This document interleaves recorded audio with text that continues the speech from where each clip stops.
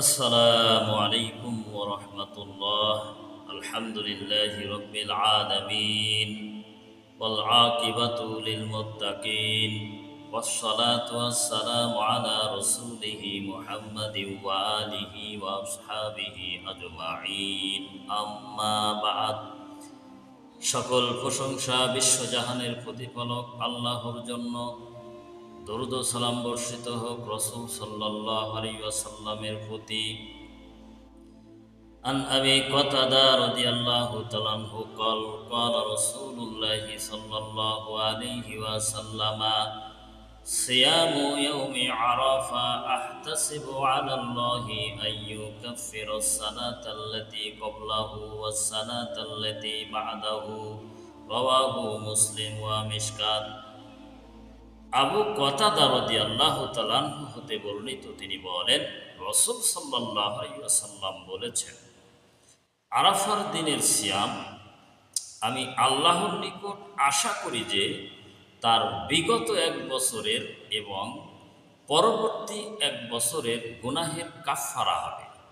অত্র হাদিস থেকে বোঝা যায় যে আরাফার দিনের একটি সিয়াম নফল সিয়াম পালন করলে সামনের এক বছরের সগীরা গুনাহ মাফ হবে এবং পরের এক বছরের সগীরা গুনাহ মাফ করে দেওয়া হবে।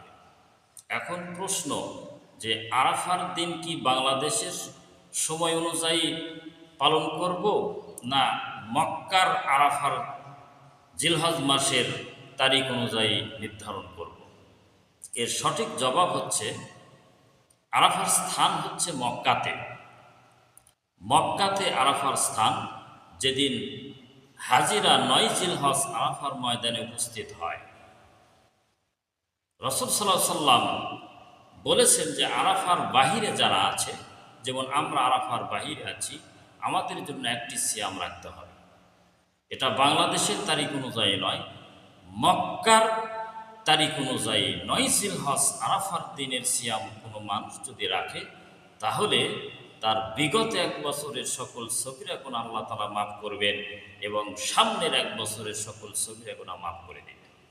তাহলে আমরা এই সিয়াম রাখবো, নফল একটি সিয়াম, আরাফার দিনকে লক্ষ্য রেখে, বাংলাদেশের সময় বাংলাদেশের তারিখ অনুযায়ী নয়।